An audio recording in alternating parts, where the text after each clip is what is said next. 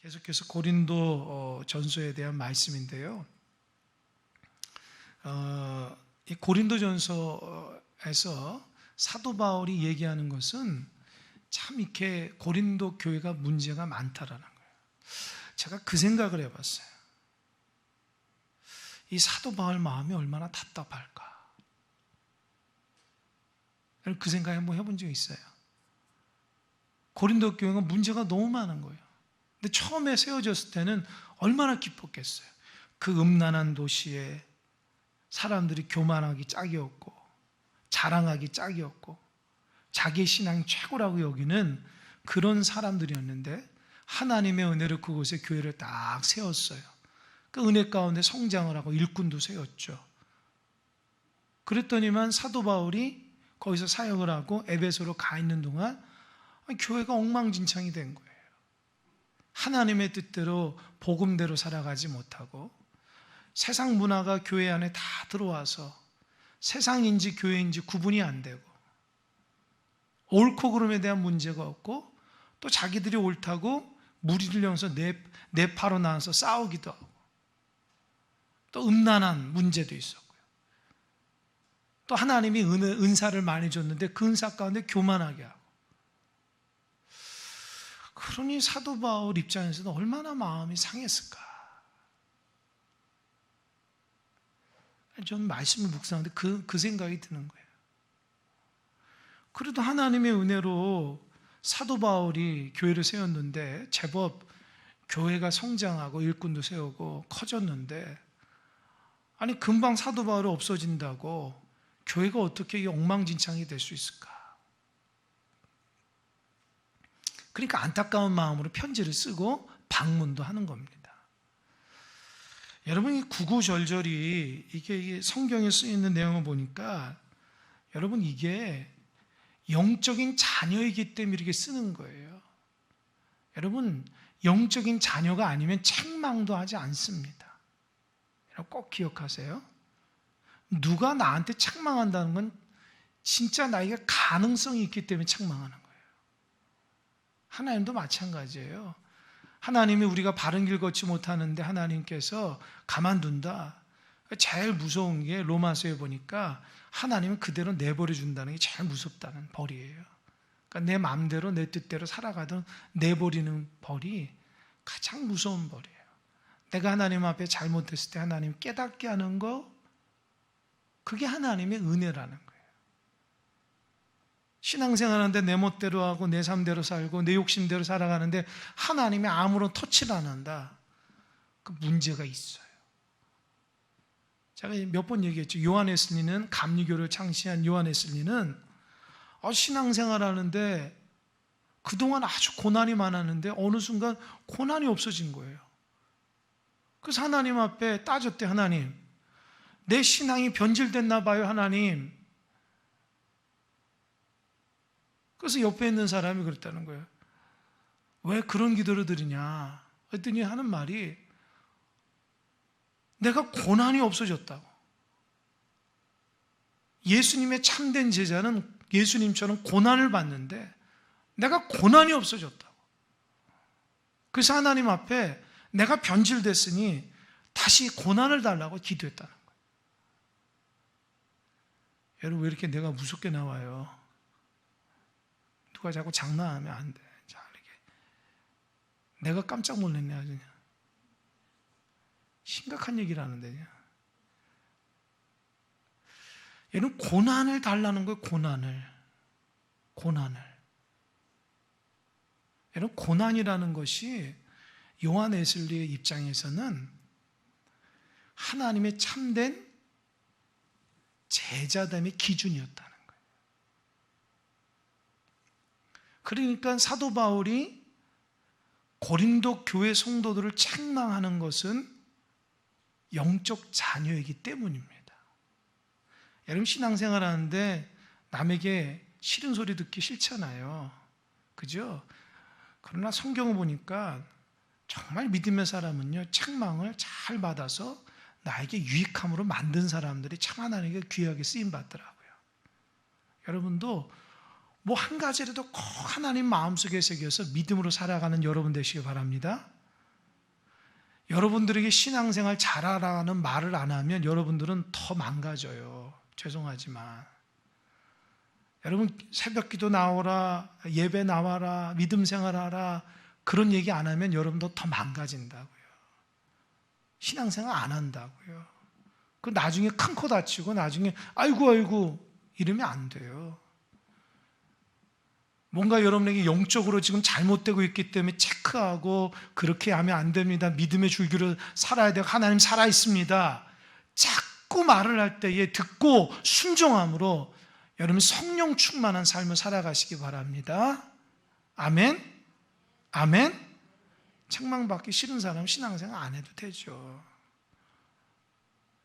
그러니까 하나님께서 내가 바른 길을 걷지 못하는데 하나님 반드시 얘기해 줘요. 바른 길을 걸어가야 돼요. 바른 길을 잘. 그러니까 사도 바울이 고린도 교회 그냥 망하면 되잖아요. 그냥 내가 떠난 교육자인데 그래도 그렇지 않다는 거예요. 영적 자녀이기 때문에 정말 돌아오도록 하나님의 백성이니 그 간절한 마음을 권면하는 거예요. 오늘 말씀은요, 지난번에 마지막 11절하고 연결된 말이에요. 여러분 지난 주일날, 지난 그 수요일날 말씀 기억나십니까? 교회 안에 문제가 생겼는데 그 문제를 교회 안에서 해결하지 못하고 어떻게 했어요? 세상 법정으로 가져간다는 거예요. 그러니까 세상 법정으로 가져가니까 뭐예요? 엉망진창이 되는 거예요. 하나님의 원리를 모르는 재판장이 신앙인들을, 교회를 재판한다는 거예요. 그러니까 사도 바울 입장에서는 도저히 이해가 안 되는 거예요.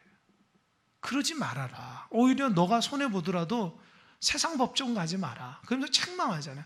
아니 너희들은 그렇게 똑똑하다고 하는데 그 똑똑한 사람 중에 그 문제도 해결 못해서 세상으로 가져가냐? 책망하잖아요. 그러면서 그래요. 우리는 그리스도의 이름으로 성령 안에서 씻음과 거룩함과 의롭다함을 받은 자이니까, 영적인 하나님의 사람이니까 세상 사람들이 오히려 세상 사람들을 심판하고 판단해야 하지 세상 사람들을 판단받지 말라는 거예요. 그러면서 오늘 본문에서는 이 자유라는 것과 음행에 대한 문제를 또 이제 연결해서 얘기합니다. 여러분 5장에서도 음행에 대한 문제를 했는데 그 5장에서의 음행은 뭐였죠? 근친상간에 대한 얘기였죠. 아버지의 그 계모나 첩을 어떻게 해요? 그와 함께 관계를 했을 때에 교회 안에 그런 사람들이 있었는데 그거를 책망하지 못하고 세상 문화하고 똑같이 돼서 사도 바울이 굉장히 많이 화가 났죠. 그 사람들을 내쫓으라, 출교시키라고 그랬어요. 근데 오늘 본문에서는 근친상간의 문제가 아니라 일반적인 음행에 대한 문제예요. 그러니까 그 고린도 교회가, 이 고린도 지역이 참 성적으로 타락한 곳이었어요. 여러분 그 고린도 중심에 아프로디테라는 신전이 있는데, 아프로디테는 미의 여신이에요. 그러니까 미의 여신을 상징하는 그 뭡니까? 신전이 있는데 그 신전에 1000명의 여사제가 있는데 그 사람들이 그러니까 이제 성적인 관계를 통해서 제사를 드리는 거예요. 그러니까 고린도 교회 모든 지역에 있는 사람들은 음란이라는 것이 일상화된 거하고 똑같아요. 근데 그 문화가 교회까지 들어왔는데 그것을 당연시 여기는 사람들이 있기 때문에 그것에 대한 잘못을 지적하고 있는 거예요. 그래서 이제 그 부분을 한번 보겠습니다. 우리 12절 다 같이 한번 읽어볼까요? 12절 다 같이 시작. 모든 것이 내게 가하나 다 유익한 것이 아니요 모든 것이 내게 가하나 내가 무엇에든지 얽매이지 아니하리라. 예, 모든 것이 내게 가하나 다 유익한 것이 아니고 모든 것이 내게 가하나 내가 무엇이든 얽매이지 않는다. 이게 무슨 말이냐면, 여러분 11절에서 그랬잖아요. 예수님의 이름으로 하나님 안에서의 성령 안에서 이 씻음과 거룩함과 의롭다함으로 받은 거듭난 사람이 됐잖아요. 그러니까 어떻게 해요? 우리는 죄로부터 죽음으로부터 구원받고 또 율법으로도 자유로워진 거예요. 그죠? 그러니까 예수님 믿고 자유로운 사람이 됐는데 이 자유가 뭐냐는 거죠. 여러분, 예수님 믿고 자유롭다는 게 뭐예요? 아무거나 다 할 수 있는 게 자유예요? 그건 방종이에요, 방종. 자유는 그리스도 안에서 거룩함을 유지하는 거예요. 그러니까 내가 율법으로나 죄로나 죽음으로부터 자유로워서 하나님 앞에 기쁨으로 살아가는 존재가 됐는데 죄를 짓지 말라는 거예요, 죄를. 근데 그 당시에 고린도는 예수님 믿고 자유로웠어요. 이제 죄로부터 자유로웠고 죽음으로부터 자유로, 율법의 자유로니까 이 사람들이 자유를 그냥 세상 사람처럼 그냥 마음껏 막 방탕하며 살아가는 거예요. 이게 뭐냐? 이게 사실은 이 고린도 지역에 있는 헬라 문화권에 있는 그 이원론의 어떤 영향을 받는데요. 이 사람들은 몸과 이 육체와 영혼의 이게 이원론적으로 생각하는데 그들은 이 육체라는 것은 썩어질 몸이라는 거예요. 그렇기 때문에 이 육체는 썩어지고 우리 안에 있는 육체 안에 있는 영혼은 아주 고귀한 거예요. 그래서 구원을 받는 것은 육체가 구원받는 것이 아니라 영혼이 구원받는다. 그리고 여기서 어떤 논리를 피냐면 육체가 영혼을 지배하지 않는다라는 거예요. 그러니까 육체는 썩어 없어질 거기 때문에 내가 마음대로 육체를 사용해도 내가 구원받는데 영적으로는 지배를 안 한다는 거예요. 그러니까 어떻게 해요? 내 마음대로 성적으로 타락해도 내 마음대로 막 살아도 나의 구원하고는 상관없다고 생각한 거예요. 근데 사도 바울은 그거 아니다라는 거예요. 우리는 죄로부터 죽음으로부터 구원받은 자인데 왜 이 자유를 가지고 또 죄를 짓냐는 거예요. 이해가 되시죠? 고린도 교회 안에 있는 어떤 성도는 이렇게 타락하면서도 죄를 지면서도 나는 신앙을 유지할 수 있고 하나님의 구원이 있다고 이렇게 자랑스럽게 얘기하는 사람도 있었다는 거예요.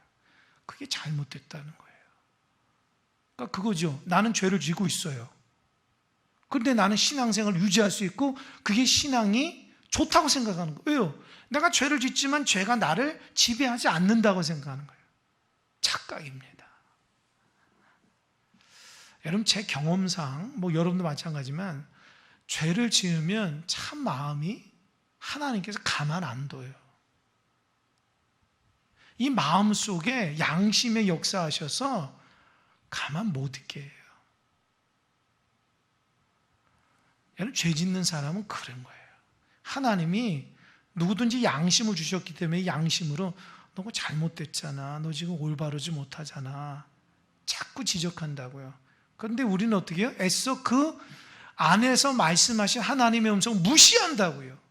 그러니까 무시하면서 이제 큰일 나는 거예요. 근데 고린도 교회 성도들 중에 똑똑하다고 하는 사람들은 이런 죄의식이 있어도 나는 이거하고 상관없이 내가 다 이길 수 있다라고 착각했다는 거예요.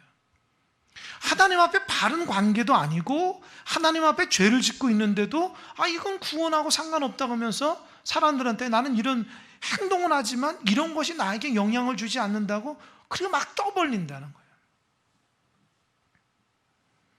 어울리지가 않아요. 여러분, 죄를 지으면 반드시 하나님께 회개해야지. 그 죄가 해결되지 않으면 나의 영혼이 깨끗하지는 않아요. 깨끗하지는 않는다고요. 여러분, 죄를 지면 어떤지 아세요? 혹시 그런 분 있는지 모르겠어요. 지금도 기쁨이 사라져요. 기쁨이 사라져요. 어느 순간부터 기쁨이 없이, 감사도 없이, 은혜도 없이 늘 힘들고 피곤하고 누군가보다 쫓기는 것 같고 내가 삶의 의미를 잃어버리며 살아가요. 근데 그거를 깨닫지 못하고 인생이 다 그렇지 그렇게 자꾸 합리화한다고요. 여러분이 지금 영적으로 문제가 있는 사람이라면 내가 기쁨을 잃어버렸다면 영적으로 문제가 있어요. 감사를 잃어버리고 하나님보다도 세상에 더 집중하고 그런 것들이 더 좋아 보이고 어느 순간부터 예배가 끊기고 기도가 딱 끊어지고 하나님을 위한 생각들이 없어지면 그때부터 나의 영혼이 문제 인식이 있는 거예요. 그런데 그거를 처음에는 굉장히 심각하게 생각하다가 그게 회복이 안 되면 그냥 놔버려요. 그냥 신앙생활 이렇게 힘든 거라 이렇게 치부한다. 그게 문제라는 거예요. 고쳐야 되는데, 새롭게 돼야 되는데, 변화돼야 되는데, 그러니까 그렇게 쭉 가다 보니까 평생 기쁨과 감사를 잃어버린 신앙생활을 해버린다. 그러니까 신앙생활 아니라 종교생활로 바꿔버려지는 거예요. 여러분 금방 알 수 있어요. 여러분 얼굴만 보고 여러분 모습만 봐도 이 사람이 정말 기쁨이 있는가 감사가 있는가 금방 알 수 있어요. 모르신 것 같죠? 뭔가 눌리고 뭔가 기쁨을 잃어버리고 감사를 잃어버리는데 여러분 교회에서 거룩한 척해도 다 보여요. 여러분 일상적인 삶이 어떻게 있는지 다 보인다고. 왜요? 하나님과의 관계에서 나의 모습과 말과 표정이 다 드러나게 돼 있어요. 우리는 하나님의 관계 안에서 하나님 회복시켜 주시는 분이기 때문에 그래요. 그러니까 하나님이 주신 자유를 죄를 쓰는 자유로 만들면 안 된다는 거예요. 오히려 정결하고 깨끗하고 진실하고 하나님 안에서 정결할 때 그게 참 자유라는 거예요. 13절 아주 중요한 부분이에요. 한번 읽어볼까요? 13절 시작. 음식은 배를 위하여 있고 배는 음식을 위하여 있으나 하나님은 이것저것을 다 폐하시리라.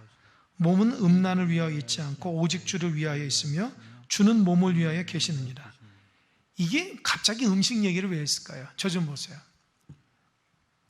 이 고린도 교회에 있는 성도들이 어떤 생각이냐면 이 음란에 대한 생각을 음식 문제하고 똑같이 생각한 거예요. 여러분 배고프면은 뭘 먹죠? 그럼 먹으면 소화가 되죠? 그럼 또 이제 금방 없어지잖아요. 그죠? 배가 채워지잖아요. 그죠? 그러니까 이 배고프니까 음식을 먹는데 음식은 내 배는 음식이 존재해야지 있는 거고 그러니까 소화기관인 거죠. 일시적으로 먹으면 이제 배가 든든한 거죠. 그것처럼 이 사람들은 그 당시 고린도 지역이 음란한 문화였는데 성적으로 타락한 것도 음식 먹는 거와 똑같다는 거예요. 그 일상적인 거라고 생각했다는 거예요. 그러니까 음식 먹으면 나에게 일상적인 그 음식이 나로 하여금 뭐 일시적인 것이 뭐 아주 뭐 이렇게 심각하게 나에게 영향을 주는 거 아니듯이 내가 성적으로 타락해도 그런 음란한 행동을 하더라도 일시적인 것이다. 그냥 그때뿐이다. 나에게 몸과 영혼에 무슨 어떤 영향력을 주지는 않는다. 이렇게 생각한 거예요. 근데 사도 바울은 그거 아니라는 거예요. 음식을 먹으면 배고픔이 사라지고 끝나는 일시적으로 끝나지만 음행은 계속해서 내 몸에 죄로 쌓이고 남는다라는 거예요. 근데 고린도 교회 교인들 그걸 몰랐다는 거예요. 왜냐? 보세요. 13절 하반절면 오직 주를 몸은 음란을 위하여 있지 않고 오직 주를 위하여서 주는 몸을 위하여 계신다는 거예요. 음식이 배를 위한 거 있잖아요. 음식이 배가 있고 배가 음식에 있어 서로 상호작용하듯이 몸이라는 것이 하나님을 위해서 있는데 음행을 위해서 있지 않는데 왜 몸을 그렇게 하냐는 거예요. 예수님 믿고 자유롭고 하나님의 은혜가 충만한 사람이 어떻게 세상에 그런 것에 의해서 우리 몸을 내주냐는 거예요. 그러지 말라는 거예요. 14절 제가 읽을게요. 하나님이 주를 다시 살리셨고 또한 그의 권능 우리를 다시 어떻게 한다고요? 살리시리라. 저 좀 보세요. 하나님이 주님을 다시 살리셨죠. 죽음의 부활로 살리셨죠. 그리고 주님이 다시 오시죠. 그죠? 그 주님의 권능으로 우리를 마지막에 다시 살린다는 것은 부활시킨다는 거예요. 그러니까 우리도 예수님의 재림 때에 우리가 다시 부활하는데, 이 부활은 몸의 부활과 영의 부활이 다 일어난다는 거예요. 그러니까 우리의 몸도 부활할 것이니까 우리의 몸을 하나님 보시기에 합당하게 있어야 된다는 거예요. 이해가 되시죠? 그 당시는 몸은 썩어지니까 괜찮아, 마음대로도 괜찮아, 그게 아니라 사도 바울은 주님의 마지막 때에 몸의 부활도 일어나고 영의 부활도 일어난다는 거예요. 그러니까 내 몸을 하나님의 몸처럼 관리를 잘 해야 된다는 거예요.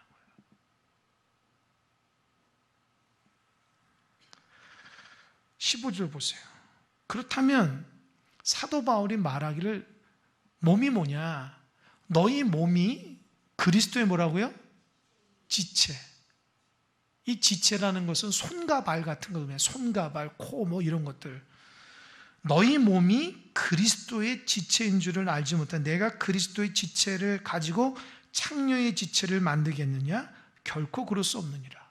여러분, 우리가 주님의 지체라는 거예요. 그러니까 내 몸이, 내 머리 되신 분이 그리스도고, 그 그리스도를 중심으로 해서 내 손과 발과 모든 것이 그리스도 때문에 존재하고 그리스도를 위해서 존재하는 거예요. 그러니까 여러분은 여러분의 몸이 아니에요. 누구 거예요? 누구 거예요? 하나님 거라고요. 그러니까 여러분 몸을 함부로 하면 안 돼요. 잘 생각하셔야 돼요. 이게 내 몸이니까 내 자유롭게 몸을 쓰고 내 생각을 하고 내 마음을 품고 안 돼요. 그러니까 그러잖아요. 뒤에도 나오잖아요. 보세요. 19절. 너희 몸은 너희가 하나님으로부터 받은 바 너희 가운데 계신 성령의 전인 줄을 알지 못하니 너희는 너희 자신의 것이 아니라. 그러니까 내 몸이 성령의 전이라는 거예요. 여러분, 고린도전서 3장 16절에 나오는 너희가 성령의 전이라고 하는 것은 교회를 의미하거든요. 그러니까 너희가라는 교회 공동체를 의미하는데, 여기에서 있는 너희는 각 개인의 안에 있는 그 성전을 의미해요. 그러니까 여러분 한 사람 한 사람 뭐예요? 성전이에요. 성전은 누가 계시죠? 누가 계셔요? 하나님 계셔요. 그러니까 여러분이 몸이 교회라는 걸 생각하셔야 돼요. 그러니까 여러분 몸은 여러분 안에서 주님이 거하셔서 예배가 이루어지고 기도가 이루어지고 하나님의 교제가 이루어지지 않으면 나의 성전은 성전됨으로 사용이 안 된다는 거예요. 생각해 보세요. 우리가 예수님 믿고 성전이 됐는데 세상 사람하고 똑같이 살아가면 내 몸이 뭐가 되겠어요? 성전이 문을 닫아버리는 거 똑같잖아요. 이거 어떻게 해요? 답답한 거죠. 그러니까 여러분이 왜 기쁨이 없고 감사가 없냐? 하나님 중심으로 살아가지 않으면 기쁨이 없고 감사가 없어요. 왜요? 내 몸은 예배하고 기도하고 하나님 중심으로 살아가야지만 그 몸의 기능들이 움직이게끔 되어 있는데, 하나님 앞에 예배하지 않고 기도도 하지 않고 하나님과 중심으로 살아가지 않는데 잘 살아간다? 그거 절대로 잘 살아간 거 아니에요. 착각하지 마세요. 뭐 이렇게 몸이 우락부락 해가지고 헬스를 하는 근육질의 사람이라고 잘 살아, 그거 아니에요. 그 몸이 하나님의 성전적인 기능이 이루어져야 돼요. 그러니까 어떻게 하죠? 하나님과 교제가 일어나야 돼요. 성전에서 하나님께 기도하고 예배하고 말씀이 선포되고 찬양하듯이 내 몸이 지금 성전의 기능이 일어나야 돼요.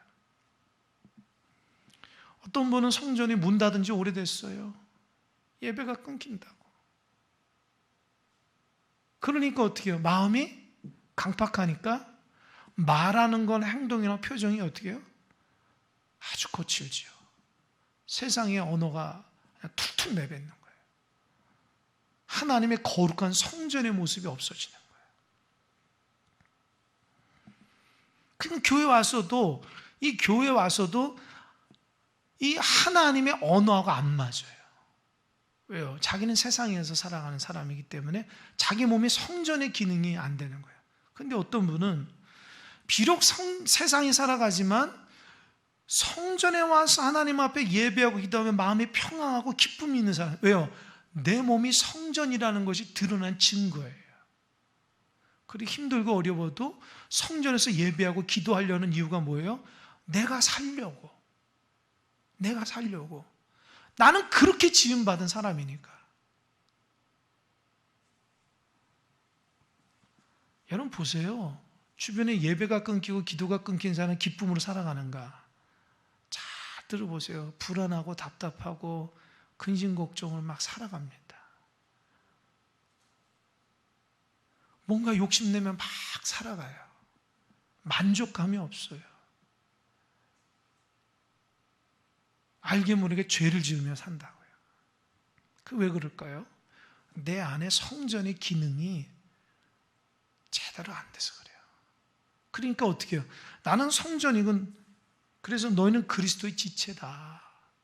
하나님의 몸인데 그 몸을 세상의 타락의 도구로 쓰면 되겠냐. 16절 창녀와 합하는 자는 그와 한 몸인 줄을 알지 못하네 일렀을 때 둘이 한 육체가 된다 하셨나니. 여러분 창세기 2장 24절에 보면 아담과 하와가 결혼하게 되잖아요. 그죠? 그때 뭐예요? 남자가 떠나서 여자와 한 몸을 이루어서 가정을 이루잖아요. 그죠? 거기서 그 얘기예요. 두 사람이 한 몸을 이룬다는, 가정을 이룬다는 거거든요. 여기서 한 육체가 된다는 건 단순히 육체적인 하나가 아니라 여기서 말하는 것은 영적으로도 인격적으로 정신적으로도 하나 된다는 거예요. 이게 무슨 말인지 알겠죠? 그러니까 나는 지금 하나님과 예수님과 어떻게 해요? 하나잖아요. 주 하나잖아요. 그죠? 그러니까 주 하나는 것은 어떻게 해요? 나의 생각과 나의 인격과 나의 마음이 하나라는 거예요. 아멘? 아멘? 근데 고린도에 있었던 교인 중에 창녀와 한 몸이 됐던 사람은 그냥 육신적으로만 있었던 한 몸이 아니라 그 창녀와 영이 하나가 되고 인격이 하나가 되고 정신이 하나가 돼서 죄가 나를 다스리게 된다는 거예요. 이해가 되시죠? 그래서 사도 바울이 그렇게 하지 말라는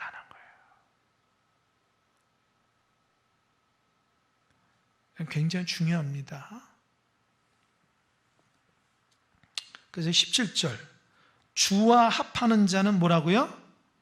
한 영이에요. 그러니까 주님이 나와 한 영이에요. 그러니까 여러분 주님과 함께 살아가는 사람은요, 이 생각하는 것과 말하는 것과 판단력이 하나님으로부터 나와요. 그런 실수 안 해요. 근데 보통 교회에서 실수하는 사람 보면은 하나님과 한 영이 아니라 세상의 영으로 말하고 세상의 영으로 행동하기 때문에 자꾸 실수하고 넘어지는 거예요. 그리스도의 마음과 그리스도의 영으로 판단과 말을 하게 되는 거예요.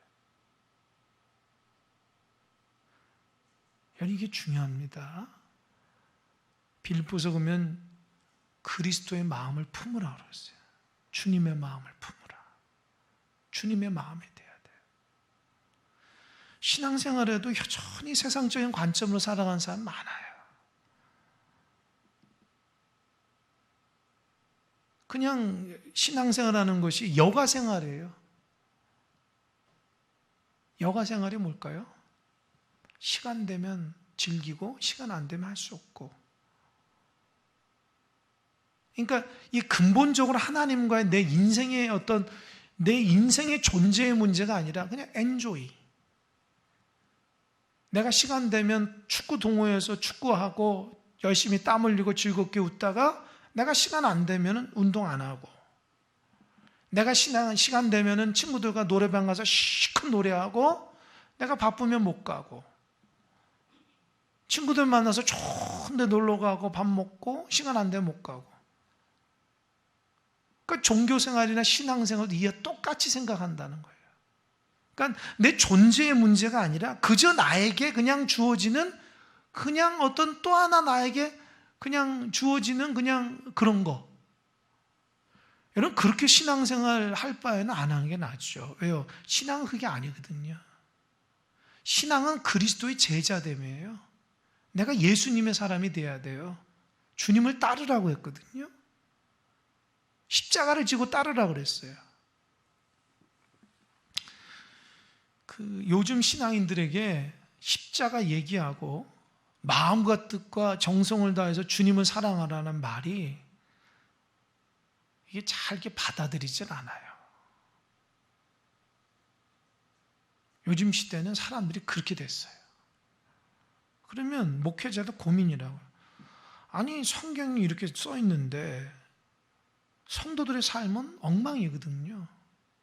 하나님 중심으로 살아가는 사람 별로 보이지가 않아요. 그냥 자기 다 욕심대로 살아가고 조금 남으면 뭐 하나님 앞에 하려고 하고 진실하게 살아가는 사람이 많지가 않거든요. 그러면 그런 사람들한테 성도들한테 무슨 얘기예요? 여러분 적당히 예수님 믿으십시오. 시간 되면 교회 나오시고 시간 되면 기도하고 여분이 시간 되면 조금 봉사해 주십시오. 이렇게 얘기해야 될까요? 그렇게 해야 될까요, 여러분? 예? 대답해 보세요. 그렇게 해야 돼요? 그렇게 하면 신앙생활 안 하고 교회 문 닫는 게 나아요. 그건 교회가 아니니까. 그건 하나님 중심이 아니라 사람 중심이거든요. 그죠? 그럼 어떻게 해야 돼요? 마음과 뜻과 힘을 다해서 최선을 다. 왜요? 주님이 말씀하셨으니까. 십자가를 고난이 따라 지고 믿음의 길을 걸어가는 것이 주님이 말씀하셨으니까 해야 돼요. 그러니까 여러분이 정말 예수님 믿으려면 그렇게 해란 말이에요. 정말 그렇게 살아가는 것이 신앙인인데 어느 순간부터 우리는 하나님의 말씀으로 신앙생활하지 않고 나의 형편 따라 나의 상황 따라 나의 이기적인 모습 따라 자꾸 변질이 되거든요. 그러니까 신앙생활 열심히 하라고 하는 말이 부담스럽고 그것이 뭐 이렇게 마음속에 감동도 안 오고 그렇게 적당히 살아가거든요. 근데 중요한 것은 목회자도 그렇게 얘기하고 싶어요. 그렇게 하시라고. 그런데 성경은 그렇게 얘기를 안 하고요. 하나님과 예수님은요, 진짜 극단적으로 얘기해요. 그럼 문제가 거기 있는 거예요. 아니, 목숨을 다해서 섬기라는 거예요. 십자가를 지고 가야지 내 제자이지. 아니, 주님은 그렇게 얘기하거든요. 그거 어떻게 말해야 돼요? 하나님은요, 우상숭배는 바로 그냥 벌하시거든요. 하나님보다 더 좋아하면은 하나님 가만 안 두거든요. 그거 어떻게 해석해야 돼요? 근데 우리의 삶은 그렇지가 않거든요. 그러니까 여기에 문제가 있는 거예요. 그러니까 여러분 선택하셔야 돼요. 진짜 하나님 앞에 은혜 가운데 살아가려면 예수님 말씀대로 순종하고 적당하게 살고 싶으면 알아서 다 하세요. 그런데 분명히 얘기하지만 하나님 말씀대로 살아가는 것이 신앙생활이지 적당히 내 생각 가운데 신앙생활은 건 그건 참다운 신앙이 아니라는 거예요. 그러면은 시간 낭비가 되는 거예요. 생각해 보세요. 시간 낭비 아닙니까? 제대로 된 신앙생활 안 하는데 교회에 앉아 있고 교회 직분 맡고 그건 시간 낭비잖아요. 그런 거예요. 공부한답시고 가방을 갖고 도서관에 갔는데 공부를 안 하는 거야. 그냥 앉아만 있는 거죠. 그런데 엄마 아빠는 어떻게 생각해요? 아, 얘가 그냥 공부 엄청 많이 하구나. 어? 오후에 갔다가 막 새벽에 막 2, 3시에 오면 엄청 많이 공부한 줄 알고 고생했다 하는데 알고 보면 진도가 안 나와요. 그죠? 똑같은 거예요. 똑같은 거예요. 교회에서는 앉아있고 신앙생활 하는데 달라지지가 않아요. 주님의 말씀대로 살지를 않아요. 여전히 그 10년 전의 문제는 여전히 나한테 있고요. 날마다 그 문제 가지고 씨름해요. 그 문제가 하나님을 위한 것이 내 이기적인 문제 가운데만 그거 하나 해결을 못해가지고 끙끙매며 살아가요. 그런데 우리는 난 예배생활 잘하니까 신앙생활 잘하는 착각하며 살거든요. 주님의 원리대로 살아가야 되는데 그렇지 않은데도 치기한 생은 착각한다고요. 직분이라고 직분이니까 난 그 수준에 맞는 것처럼 천만의 말씀이에요. 삶이 달라지고 그리스도 안에서 달라져야 돼요. 그래야지만 내가 하나님의 전으로서 살아갈 수 있는 거라고요. 여러분, 우리는 주님과 합한 한 영입니다. 하나님이 원하시는 신앙의 삶을 살아가야지 내 인간적인 모습 신앙생활은 안 돼요.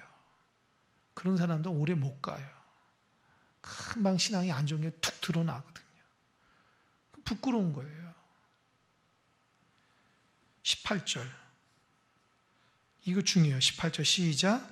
음행을 피하라. 사람이 범하는 죄마다 몸 받겠거니와 음행하는 자는 자기 몸에 죄를 범하느니라. 음행을 피하라 그래요. 이 피하라는 말은 도망가라는 거예요. 도망갈 때 지속적으로 계속해서, 그러니까 음행이라는 것은 굉장히 어떤 이 사람의 본성을 끄집어내는 거기 때문에 굉장히 어떤 우리를 아주 힘들게 만드는 거예요. 여러분, 세상에서 죄 짓는 것 저는 이렇게 세 가지를 보거든요. 첫 번째 뭐냐? 돈 때문에 죄가 많아지잖아요. 그죠? 돈 때문에 범죄가 많고, 두 번째 성적인 부분 때문에 문제가 많고요. 그죠? 그 문제가 굉장히 또 심해요. 세 번째는 권력 때문에 그래요. 인간이 과거에나 지금이나 이 세 가지가 늘 있어요. 여러분도 그거하고 싸우지 않으면 인생 망가집니다. 이 돈에 대한 문제, 물질에 대한 문제를 하나님 안에서 해결하지 못하면 날마다 죄 짓는 거예요. 욕심 부리다가. 성적으로 하나님 앞에 정결하지 못하면 죄 짓고 회개하고 죄 짓고 회개하고 또 나중에 그것이 만성화되면은 나중에는 더 큰 죄를 짓는 거예요. 이게 사회에서 일어나는 모든 뉴스거리들이 다 그런 죄들이에요. 세 번째는 권력에 대한 이 나오는 모든 문제가 그런 문제예요. 남보다 더 높아지려고, 남보다 더 많은 걸 가지려고, 남보다 영향력 있는 그런 것 때문에 안 좋은 방법으로 하다 보니까 그런 죄를 짓게 되는 거예요. 그러니까 이 문제는 늘 우리가 죽을 때까지 있어요. 교회도 없는 것 같아요? 교회도 있어요. 교회도 이 세 가지가 다 존재합니다. 목회자인 내 자신에게도 늘 존재하는 거예요. 여러분은 늘 존재. 그래서 조심해야 돼요. 왜 조심해야 할까요? 하나님이 보고 있으니까. 하나님이 불꽃 같은 눈으로 보고 있는데 세상의 물질이나 음행이나 권력을 타면서 목회하거나 그런 것들을 타면서 신앙생활하면 되겠습니까? 안 되죠. 하나님이 불꽃 같은 눈으로 보고 있는데 그런 걸 쟁취한다고 그래가지고 나아지는 것도 없어요. 하나님 기뻐하지 않으면 안 돼요. 그러니까 이 마음속부터 그냥 하나님 앞에 마음을 비우고 믿음 안에 살아가면 하나님 채워주시는데, 근데 자아가 죽질 않으니까 안 죽어요. 그러니까 어떻게 더 많은 것을 가지려고 하고 욕심부려서 내가 원하는 대로 살고 싶고 남보다 더 높은 위치에 가고 싶은, 그게 합법적인 방법이 아니라 자꾸 이 어떤 죄로 인해서 있으면 그게 점점 커져가지고 내 인생을 망가뜨리는 거예요. 여기에서 음행을 피하라. 사람이 범하는 죄마다 몸 받겠는데 음행하는 죄는 자기 몸에 있다. 이 자기 몸과 죄라는 그 밑에 그 단어가, 여러분 몸이라는 것은요, 헬라어로 사륵스라고 하고 소마라는 이제 단어가 있는데, 사륵스는 썩어질 몸이고요, 소마라는 것은 인격이에요, 인격. 그러니까 여기에서 나오는 자기 몸의 죄를 범한다 해서 자기 몸이 썩어질 몸이 아니라 인격, 전인격. 그 자기 몸의 인격에 영향을 준다는 거예요. 뭐가요? 죄를 범한. 이 죄라는 것이 이 하마르티아라는 단어가 있고 하마르티네이라는 단어가 있대요. 하마르티아는 일반적인 그냥 죄르고 하마르티네이는 죄의 결과라는 거예요. 여기서 나오는 단어는 죄의 결과. 달리 얘기하자면 자기 몸에 죄를 범한다라는 것은 그냥 썩어질 몸의 일상적인 어떤 죄가 아니라 자기 전 인격의 죄의 결과로 온다는 거예요. 그러니까 죄가 자기의 전 인격을 지배해 버린다는 거예요. 그게 뭐가요? 음행이. 그런 음행을 통해서 내 영혼과 내 인격 전체가 죄로 완전히 결과로 물들어 버린다는 거예요. 그러니까 어떻게 해요? 하지 말라는 거예요. 그러니까 고린도 교회 안에서는 세상의 음행이 파다하니까 교회 안에서도 그런 일을 하는 게 당연시 됐는데 사도 바울은 그건 자기 몸을 죽이는 거와 똑같다라는 거예요. 19절. 너희 몸은 너희가 하나님께로부터 받은 바 너희 가운데 계신 성령의 전인 줄을 알지 못하네. 너희는 너희 자신의 것이 아니라 20절 다 같이 시작. 값으로 산 것이니 되었으니 그런즉 너희 몸으로 하나님께 영광을 돌리라. 뭘 돌리라고요? 영광. 하나님이 여러분 몸을 샀다는 거예요.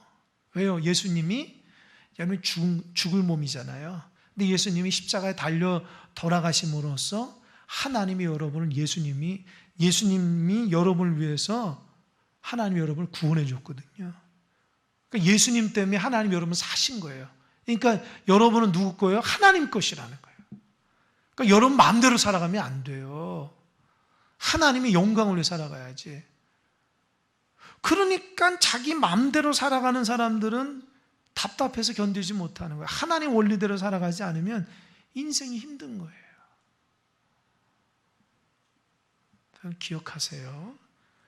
내 몸과 마음이 하나님의 기쁨이 돼야 돼요. 그래야지 이 마음의 기쁨이 쫙 올라옵니다. 근데 내 욕심으로 남보다 더 많이 가지고 남보다 더 많이 영향력 있고 내가 원하는 이 쾌락대로 막 살아가고자 하면 그런 자유가 있다 해서 좋을 것 같지만 내 몸에 죄가 계속 쌓이는 거예요. 하나님 원치 않는 삶을 통해서 하나님의 그걸 지적하는 거예요. 그러니까 여러분 정결한 하나님 백성 되시길 바랍니다. 아멘. 본인이 알아요. 내가 정결하고 깨끗한지 내가 안다고요. 내가 하나님의 순수하고 깨끗한 마음으로 살아가니 내가 안다고요. 나도 모르는 사이 내 안에서 가만히 있으면 욕심의 마음이 쏙 일어나고 음행의 마음이 쭉 일어나고 세상의 물질의 마음이 쭉 일어나고 가만히 있는데도 그러면 내가 지금 내 성전의 기능이 제대로 안 돼 있다는 거예요. 그걸 어떻게 해야 돼요? 예수님으로 다스려야 돼요. 다스려야 돼요. 여러분 하나님의 사람이 사실은 구체적으로 얘기를 안 해서 그렇죠. 죄하고 싸우는 거예요. 진짜 죄하고 싸워야 돼요, 여러분. 여러분 죄하고 안 싸우니까 지는 거예요. 죄하고 싸우려면 말씀과 기도 외에는 다른 이유가 나올 수가 없어요. 하나님의 말씀과 기도로 다듬어지지 않는데 어찌 그 사람이 변화가 되냐는 거예요. 여러분이 무슨 나는 절제할 수 있어, 나는 뭐든지 다 노력할 수 있어, 그런 사람들 더 많이 줘요. 여러분 스스로를 믿지 마세요. 하나님의 은혜를 믿어야죠. 주님의 기도와 말씀으로 여러분을 다스려야지 여러분의 무슨 의지와 능력으로 여러분을 다스리려고 하지 마세요. 여러분 끈기가 별로 없는 사람이에요. 저를 비롯해서. 우리 인간은 하도 왔다 갔다 하니까 못 믿어요. 하나님께서 나를 다스려야 돼요. 그러니까 죄를 싸워야 돼요. 싸울 힘이 없으면 피해버리라고요. 죄 지을 것 같으면 자꾸 피하라는 거예요. 여러분 아직 그런 부분이 있는지 모르겠지만 이 청년들 이런 분들이 죄하고 굉장히 많이 싸우거든요. 물론 이제 뭐 여러분들도 날마다 죄하고 뭐 다른 차원에서 싸우시는 분들도 많을 거예요. 근데 싸워서 이겨야 돼요. 한번 지기 시작하면 계속 넘어져요. 그것 때문에 계속 넘어져 평생 넘어져요. 이겨본 적이 없어요. 물질 때문에 넘어지면 계속 넘어지는 거예요. 한 번도 물질 때문에 승리해 본 적이 없어요. 세상의 욕심에 지면요 한도 끝도 없이 넘어져요. 한 번도 주님을 위해서 살아본질 않고 자꾸 넘어져요. 신앙생활 잘해도 그것 때문에 자꾸 넘어지는 거예요. 그러니까 내가 하나님 앞에 이 치고 올라갈 수가 없어요. 그런 욕심 때문에, 죄 때문에 자꾸 넘어져서. 그러니까 인생의 문제 해결되지 않는 건 하나님이 응답 준 게 아니라 문제는 나로부터 시작되는 건데 욕심이 나를 지배하니까. 근데 그걸 알면서도 못 내려놓거든요. 왜요? 그거 내려놓으면 큰일 난 줄 알아요. 그걸 내려놓을 때 하나님 다스리는데. 그걸 하나님이 어떻게 다스릴까요? 뭐 때로는 하나님이 막 심하게 야단을 칠 수도 있어요. 뭐 그래서 깨닫는 사람도 있고 또 기도하다가 깨닫는 사람이 있고 여러 가지 깨닫는데 여하튼 깨달아야 돼요. 그리스도가 내 안에서 주인 돼야지 주님보다도 자꾸 내 안에서 다른 것이 욕심으로 주인 되기 시작하면 그때부터는 성전의 기능이 제대로 안 됩니다. 여러분 오늘 말씀을 꼭 들으시고 나는 주와 합한 그리스도의 성전이고 하나님의 지체다. 그러니까 내 마음대로 살아가지 않고 하나님의 뜻대로 하나님의 영광을 살아가는 그것이 오늘 결론이에요. 죄짓고 있는 고린도 교인들한테 또 저와 여러분에게도 말씀하시는 하나님의 메시지입니다. 기도하겠습니다.